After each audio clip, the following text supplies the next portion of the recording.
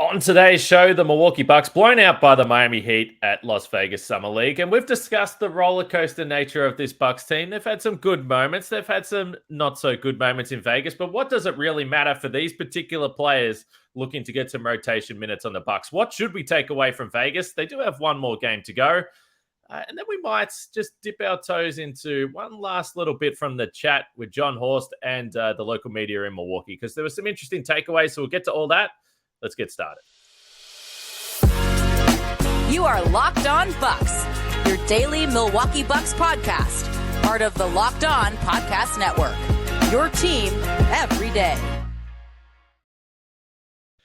You are Locked On Bucks. My name's Kane Pittman. You can see and hear me on this show Monday to Friday, and sometimes on the weekend when the Australian Wi-Fi just can't get up for the task for a post-game Las Vegas Summer League game. Alongside me, the founder of brewhoop.com and longtime voice of the podcast, Frank Madden. So we are a little bit delayed today. We tried to do a post-game pod yesterday. I had no internet.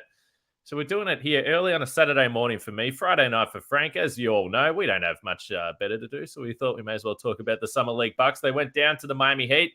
Before we get to that, we appreciate everyone jumping on board, supporting the show, and giving us your thoughts on what you're seeing from this Bucks team. So drop a like, a comment, subscribe, follow, do all those things wherever you're listening to Locked On Bucks, whatever platform it may be. It's free to do, and it really helps us.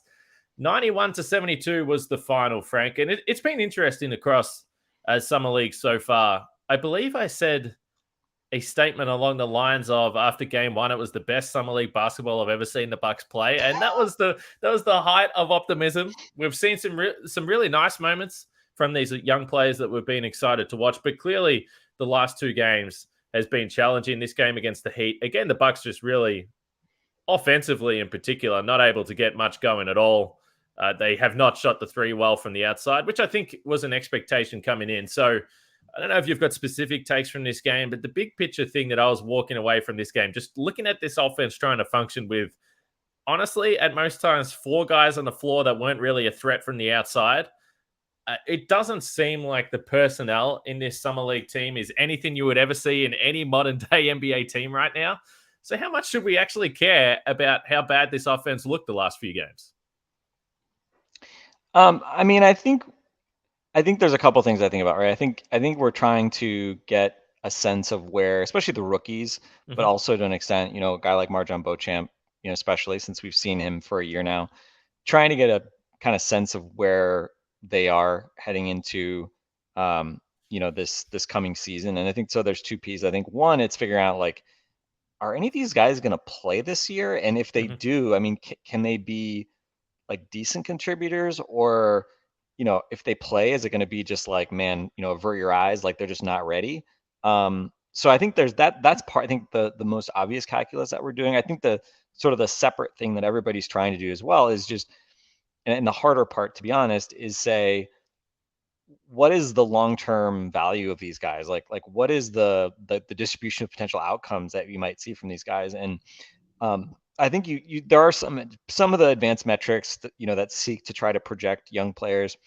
They kind of like do sort of these probabilistic outcomes where they say, based on this profile, we expect to, run 100 simulations, like 100 careers, and, it can vary in different ways. And, 20% of the time they'll just be out of the league in 2 years. And, 30% of the time they become like a rotation player and blah, blah, blah. And like, usually it's like basically not NBA player, fringe rotation, starter, all-star.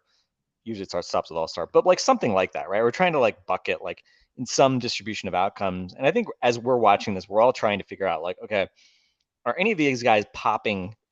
We're all hoping that like somebody just shows like such a well-rounded skill set, or, one or more just like really incredible above average skills that we think can translate, maybe not this year, but ultimately develop into something that can, put them into like good starter or, gasp potential future all-star category, right? Like that's always the dream, that we're going to see flashes from these guys.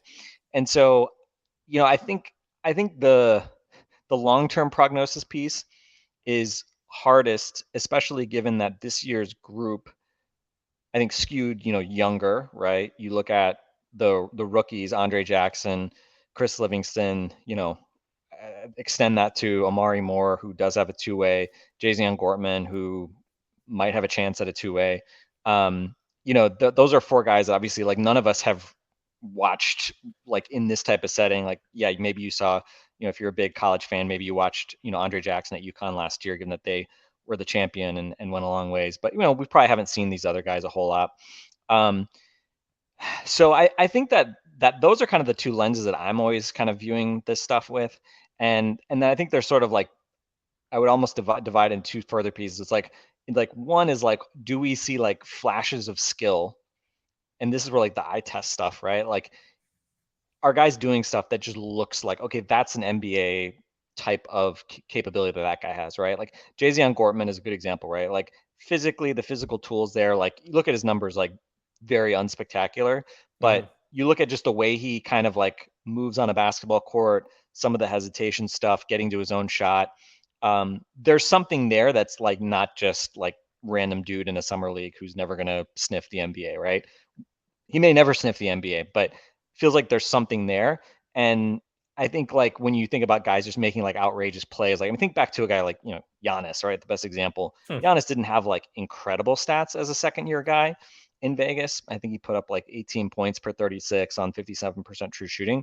Didn't like get many assists at all. Like he was pretty much there just trying to, I think mainly create for himself. But he made plays that were Giannis type plays, right? Like he made plays that you don't see random dudes in summer league making. And so those are the kinds of things I think you kind of look out for, and you're kind of trying to calibrate, like, okay, like, is there something there where like, if you develop that further, like that could become, a rotation player, hopefully a rotation player, right? You're not just trying to develop 11th men in the NBA or something like that. So I think those are the kind of things that we're trying to look at. And, I think if you look at like the numbers, MarJon Beauchamp, probably the most extreme example. First two games, the consistent, there were some flashes, but I mean, he was consistently like productive, right? Shot about 50% the first two games and carried himself with confidence, looked like a guy who was a first round pick playing against summer league guys. And then the next two games were, mostly just, especially just from like a productivity standpoint, a train wreck, right? 0 points in the third game, 10 points in the fourth game. I mean, he went 7 straight quarters, Kane, without scoring a point in summer league. Yes. This is a first round pick who had a lot of confidence, and he goes scoreless for 7 straight quarters. I don't know what that means. I think you're absolutely right. Like a guy like MarJon, his role on this team, and especially in the first two games, it worked. He was creating his own shot. He was not just, standing in the dunker spot and having guys find him for easy baskets. Like he was actually like creating for himself off the bounce. And he was a good shot maker and looked like the guy that we saw the good stuff from last year. The downside is then the next two games completely disappeared, right?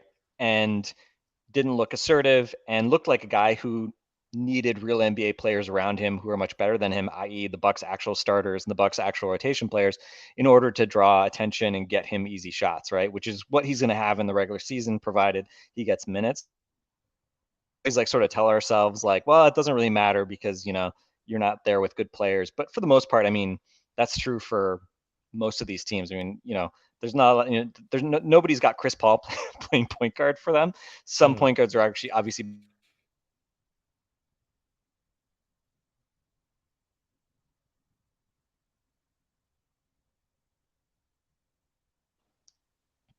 Oh, dropped for a second.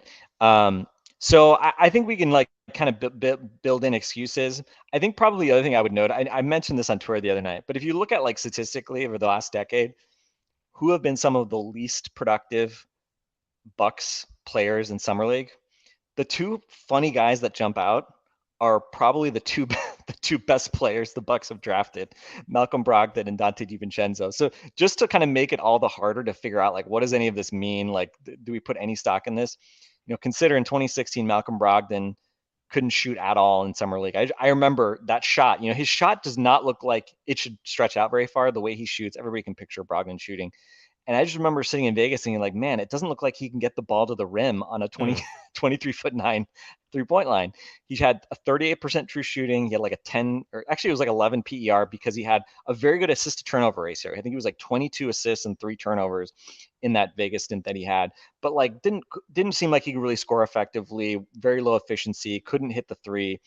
Was playing point guard, which he obviously didn't really do much in college, and so it was very much, I think, a learning experience for Malcolm Brogdon. I certainly didn't leave that experience thinking like, oh, that guy's going to win rookie of the year, and be a future 6th man of the year and really good player in the NBA. Likewise, Dante DiVincenzo was hurt and then comes in, plays like a brief cameo, scores 1 point in I think almost 30 minutes of summer league, was 0 for 8 from the field. I mean, literally like just a disaster class. This is when Eric and I were joking about secret Dante, because we didn't see him. He was injured, blah, blah, blah. So again, like what you make of this, like, again, there's the eye test, like, what does it look like guys are really capable of doing? Are there things that they're doing that seem like they'll translate? And then I think there is sort of that more like statistical, like, was this guy good? Like Andre Jackson has a PER of 4.5 right now. Okay. Like I know he's not like a guy that is ever going to score efficiently, but like, like whatever he's doing on the court, like the good stuff, whatever bad stuff, like there's a heck of a lot more bad stuff than good stuff right now. And so you got to really like strain your eyes, I think, to see like, you got to really kind of rely on that eye test. Say like, well, but he's made, the double block play in the first game and, has made some good passes. So you got to really lean on like, let's focus on some of that stuff. And that's another, he's maybe the best example of a guy who really needs to play with NBA caliber offensive players, because he doesn't have, let alone a shooting ability. He just can't, he couldn't score in college either. So it's really hard for him in particular, I think, to be out there with a bunch of guys that, just are not, of the caliber of, the Giannis's, Chris's, Drews that he's going to be able to play with in the NBA. So it's a hard environment, sure. But look, if these guys like don't pop at all, and I think that's sort of been the case for the most part here for the Bucks players so far. I mean, I think we can say like, it's hard for me to look at the group and say like, wow, like I've got a lot of confidence that there's going to be some huge leap made by anyone in this regular season, right? Doesn't mean that MarJon Beauchamp can't be a good role player, potentially blossom as, a 5th guy, as a role playing guy in the NBA this year, but there's a work to be done. And certainly like his 3-point shooting wasn't good. And that's obviously going to be a really huge swing skill for him when it comes to his NBA skill level. So it's good that we saw more from him off the dribble and things like that. But again, I think it's more just, it's almost like sort of punting, like, okay, well, strikes and gutters, there's some good stuff, some bad stuff. And like we always said, you can't win, you don't win a rotation role in Vegas. You got to just try to bring some stuff that you can then build some momentum going into training camp. But, so far I'd say very, very mixed bag for pretty much all the Bucks guys that we'd want to talk about. Again, I guess this is where we kind of really lean on the summer league is not very predictive thing because, there certainly wasn't anybody who I'd say has really popped. And, I look at, especially from a short-term perspective, as like, oh yeah, that guy's playing. And I think that guy's going to be good this year. Maybe, right? I think you can look at the roster and look at some of the guys that departed and say somebody's got to play. But as far as like, are those guys going to be productive and who that's going to be, I think that's the hard part. And I think getting back to the point you made about the types of guys that they've drafted as well, I think we need to balance what our expectations were on draft night, what type of player we thought they were. So I've got some thoughts on that I want to get to next. We've got some cap stuff still coming at the back end because I'm as confused as anyone here. The Bucks still have one summer league game though. We're going to discuss that next as well. But first, our friends at Bird Dogs, and I'm here to tell you it is freezing outside right now. About half an hour ago, I went out, I grabbed the coffee, big jacket on, but then shorts. Someone walking down the street looked at me funny, asked about the shorts, and I said, this ain't just any shorts. This is Bird Dogs, and you can wear them in any weather. And I know I'm looking cooler than I usually would because Bird Dogs are very stylish as well, versatile. They fit way better than regular shorts that are made of stiff, restricting cotton. That's because Bird Dogs came up with the cloud knit fabric that looks just like khaki but stretches, so you get a way slimmer fit without having to sacrifice any of the movement down there that you like to have. You know what I'm talking about, Frank. Bird Dogs uses anti-stink, sweat-wicking fabric that keeps you cool and dry all day long, which is great because you might be sweating working out, Maybe you're going on a date and you might be sweating just because you're nervous and you don't want to stuff things up, and Bird Dogs is the way to go there. So go to birddogs.com/lockedonnba or enter the promo code LockedOnNBA for a free Yeti-style tumbler. That's birddogs.com/lockedonnba or use the promo code LockedOnNBA for a free Yeti-style tumbler. You want to take your Bird Dogs off. We promise you that. If you were starting to panic about what you were going to do on Saturday night, there's no need, because the Bucks and the Kings, actually it's Saturday afternoon, I believe. It's a 3:30 tip-off there, so you'll be able to watch some Bucks Summer League action and then roll straight into your Saturday night. That sounds like a perfect plan to me. Bucks and the Kings, I'm not actually sure who's going to play in this game, because the Bucks social media after Game 4 did tweet out the final score graphic with the caption, "That's a wrap from Vegas." Hopefully the team is still in Las Vegas, because they do have another game to play. So we'll wait and see who actually shows up to this game against the Kings. But Bucks and Kings, 3:30 Central Time. So make sure you check that out. We'll have a podcast at some time. It might come in the usual Monday time slot there, but we'll see. We'll have something to wrap up the final game, no matter who plays there. I just wanted to continue on some of the thoughts you made. So we all look at the situation the Bucks are in with the roster, the draft picks that they haven't been able to use. People will make the case that the draft picks that perhaps the Bucks didn't hit on, even though they haven't had a super, super desirable draft pick for a long time. But when you're getting into the 30s and literally the last pick in the draft, I think it's been interesting to look at the strategy for the Bucks. We go back over the last few years and it felt like they were just drafting guys that could maybe not do a lot else, but really shoot the three. This year, we just discussed the idea that it looked like it was more defensive, athleticism, length, but not guys that really stood out or jumped off the page offensively. So we kind of already knew that coming into Summer League. So I think that that's the perspective you have to have when you have all those guys together that have, particularly on the offensive end, been role players, haven't dominated. Even Beauchamp, we've seen bits and pieces. So they all project as guys that probably will play better alongside star NBA players, because we have seen the flashes of different stuff from those guys. But I guess long-term, that's not that exciting, because if you are a Bucks fan and you're like, okay, well, because of the situation we're in roster-wise, we really need to randomly hit on a star, but it's just really hard to do. And it doesn't actually look like the Bucks have gone down the path of the super high, crazy upside guy. They've gone for guys that they think might project to be, I don't know about 3-and-D, but certainly defensive, versatile guys, the size, the athleticism. So it doesn't even feel like, and it's not to put a cap on what they can get to eventually over the next 2-3 years. We hope it does work out. But as I'm trying to assess what we've seen on the floor from Summer League, I go back to the conversations we had on draft night, and we probably didn't think that they drafted guys that were going to come in and tear Summer League apart. Yeah, and I kind of just keep coming back to the idea of like, like it's like a portfolio of assets, and like for the record, I'm not like somebody who believes in picking stocks, so I guess I would have been a bad person to run an NBA team and have to draft individual players. But I think it's become more common for people to think about the idea of like, well, sometimes even if you're always likelier to get a better player at a higher pick, if you can just trade down and just get like a couple guys that you think like, hey, they're maybe not as good as a guy we'd get 10-15 spots higher, but if we get two of them, then we're not doubling our odds of success, but I think in many cases, you can get in situations where you are then more likely to get one if you've at least got multiple picks. And so I think there's probably that's probably a bit of why the Bucks bought an extra pick this year, and why they wanted to use the 58th pick, and they had that pick a year ago with Hugo Besson. Maybe Hugo Besson never plays in Vegas again. He practiced with the team. I think he was coming back from the hip injury. My guess is he probably never plays a minute for the NBA for the Bucks. But again, like you just sort of like they're little scratch tickets, maybe Powerball tickets.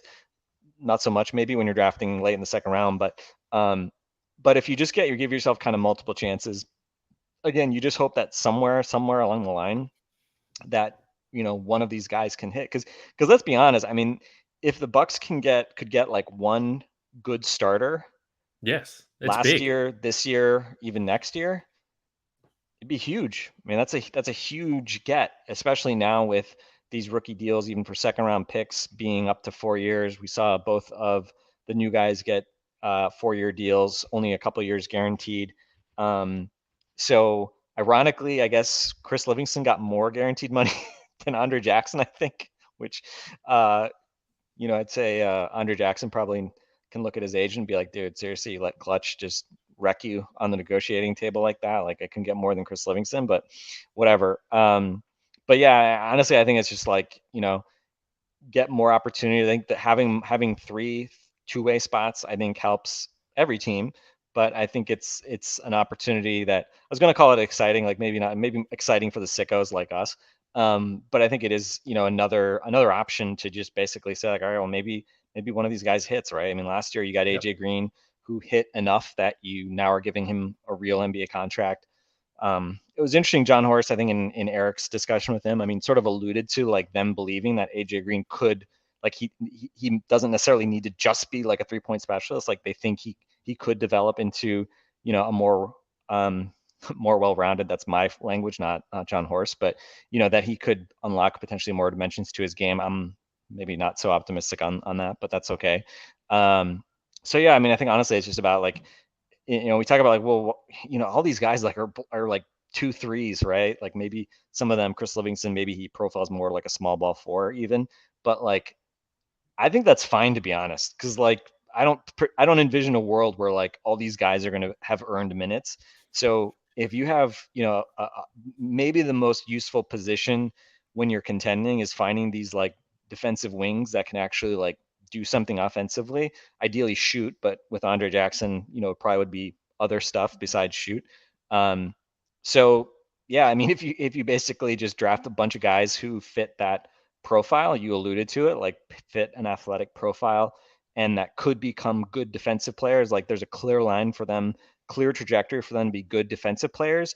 And then again, you hope that at least one of them develops offensively enough that either they can shoot, pass, do other things, do a bunch of things that you can actually turn that player into a good two-way player in the NBA. Yeah, I mean, you just hope for one. And again, I asked the question on Twitter in a poll last night. Just I was like, well, who do you value the most? I was trying to think about how to frame the question. I voted. I was thinking of it from the perspective of like trade value, like which guy would you least want to lose or something like that if you were if there was an expansion draft and you could only protect X number of guys or something. Not surprisingly, MarJon Beauchamp was between Beauchamp, Jackson, Livingston, and AJ Green, which again I ignored Amari Moore and Jay-Z Gortman and some of the guys that aren't really part of this. I also didn't include Lindell Wigginton because I could only include 4. Maybe I would have included Lindell if I had 5. But Beauchamp 64%, Andre Jackson 24%, AJ Green 9%, and Chris Livingston 3%. Seems about right. I was curious if AJ Green might get a bigger group just because like we actually saw him, like he's the only one of these guys who's actually really shown like a clear NBA skill with his 3-point shooting last year for the Bucks. So I mean, I thought it was a little interesting that like there wasn't a lot of kind of AJ Green momentum there, but I would say that's probably pretty fair in terms of what I would expect, again reflecting kind of the draft order in large part. So but yeah, I mean, you need one of these guys, and from what we've seen so far, I have a hard time like picking one and feeling like super confident in any individual guy. But we'll see. I mean, I'm really curious to see training camp, and I think just you do the math on the roster. I mean, you lost Javon Carter, you lost Joe Ingles, second half of the season. Those guys obviously played every night. They played real minutes every game. And so you've got, whatever you want to call it, 40 minutes, 35, 40 minutes maybe of, of game action that you need to replace. And in terms of, who's going to replace that, okay, Chris Middleton's going to, hopefully ramp up his minutes a little bit more from where he was during the regular season. Malik Beasley is obviously going to play. I don't know that Robin Lopez is going to play a whole lot. So my assumption is he probably doesn't play a whole lot, but it's pretty much like Beasley, Jay Crowder, I assume is going to play more than he did last year, but he was obviously playing last year as well. And then question mark, right? I mean, that's the opportunity for probably one of these guys. I'm sure different young guys will get chances at different points during the season. I'd be surprised if, Beauchamp and Andre Jackson don't get chances. AJ Green probably gets some chances.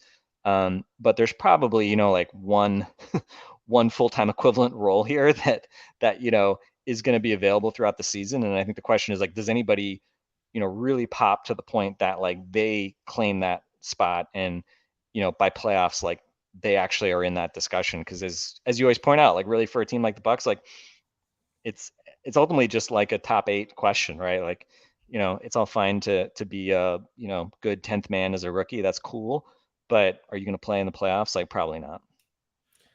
Yeah, and when you talk about stretches of basketball, like, there was probably more flashes for someone like Andre Jackson. Like, there was just like real moments within quarters where you're like, okay, I can see it. He really does seem to have pretty good vision for a guy that's not going to be a true point guard. So I love that. But Beauchamp was the one guy, and this is probably why, first of all, people know him. He's been around for 12 months. They've seen little bits and pieces, certainly like the work ethic. But there was actually quarters and like long stretches in those first 2 games where he really did take over the game. So that's probably why the optimism is there. But as I pointed to at the start of this show, I don't envisage those 3 guys maybe in a blowout, but I don't envisage those 3 guys being on the floor together. And I don't think they necessarily complement each other right now. Maybe they will in the future, but right now I don't think those 3 guys necessarily complement each other's game.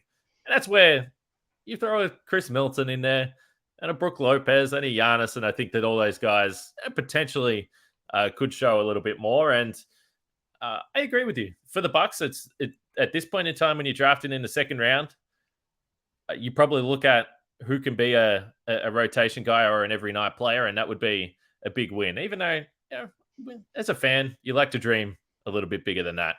I've got a work call I got to go to. So that's shelved, the first apron, second apron, chef's apron, to wrapping up the summer league, because there's another game, Bucks and Kings.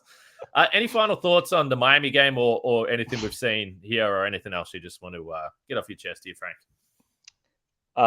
Just curious to see who plays this Saturday game. If it's all, people related to Bucks coaches because nobody else wanted to stick around Vegas. That could happen. I don't know. Unfortunately, AJ Griffin will not be playing for the Bucks. He's the best of those options. But Vin Baker Jr., Alan Griffin. I think there's another Griffin son somewhere out there. I think it's escaping me, but yeah, maybe there are others out there that we can dig up. I don't know. Terry Stotts is 6'8". Like, get him out there. Maybe can he run some kind of point forward maybe for us? Like, be the coach on the floor. I don't know. So yeah, I let's just say this. Like, I don't think any of the Bucks have shown themselves to be too good for summer league at this point. So we'll see if anybody gets a rest just to let others play. Because honestly, that's kind of the curse of this team, was that there are a bunch of guys that I think you kind of wanted to get a look at, but it obviously has not ultimately been a great environment for necessarily doing so. I mean, guys like Amari Moore in particular. Give him a start tomorrow. Come on. Give him a start. Yeah. I mean, that would be kind of my question, is like, do you just basically say, like, we're going to play like Moore and Gortman a bunch, and, maybe, I mean, like AJ Green, I didn't really think AJ, even, not that he was too good for this, but like, I don't know, on some level, I was just kind of like, I don't think I'm going to learn a whole lot. Although, as you were alluding to, like, maybe he was pretty important that he did play, just because to have his shooting out there. Because I think that was something that jumped out with MarJon. Like, just, when he was out there, like, it didn't really feel like he was getting, like, he was not sitting around wide open waiting for shots and having opportunities to get really good looks. It was obviously a lot of having to create for himself, which, again, yeah, that's not really what he's going to be necessarily asked to do at the NBA level, but a good test for him, right? I mean, again, like, I don't think he's sort of past the, like, he's got a whole bunch of upside that we've been ignoring test. I think, the role player goal is still the role player goal.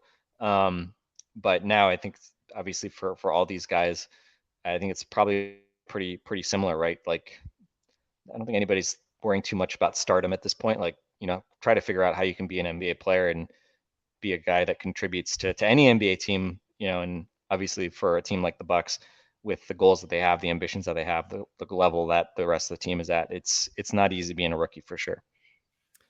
No, it's a good way to wrap it up. And we'll see what happens in this last game here against the Sacramento Kings.